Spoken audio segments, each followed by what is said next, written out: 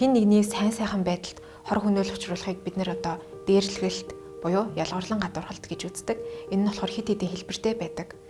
Захим, бие махбодын сэтгэл зүйн гэх мэтлэн янз янзаар байдаг. Энэ нь хаанч бас тохиолдож болно. Гэртээ байж болно, ажил дээр байж болно. Тэгээд сошиалар бас байж болдог байгаа. Бусдыг яагаад дээрлэгдэг вэ гэвэл хүмүүс өөрийгөө хүчрэг гэдгээ мэдрэх, эсвэл уур уцаартай байх, аз жаргалгүй байх.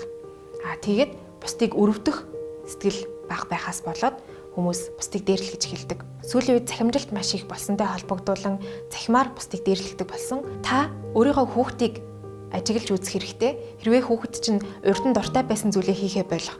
Сургуультай явмааргүй санагдах. Ямар нэг эд зүйлээ хайж эхлэх.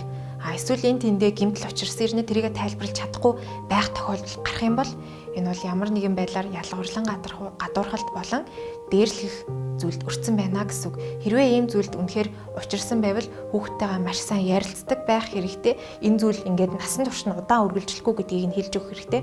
Туслах, харж хандах том хүн хажууд чинь байгаа шүү гэдгээ сайн мэдрүүлэх хэрэгтэй. Тэгээд хүүхдтэй өөрт нь итгэж байгаа, өөрт нь итгэдэг гэдгээ мэдрүүлэх нь хамгийн чухал байгаа шүү. Хин нэгнийг дээрлэхснээрээ та өөрийгөө хүчрэг гэдгээ мэдрэхгүй, харин ч эсэргээрээ сул дорой гэдгийг харуулж байгаа юм шүү.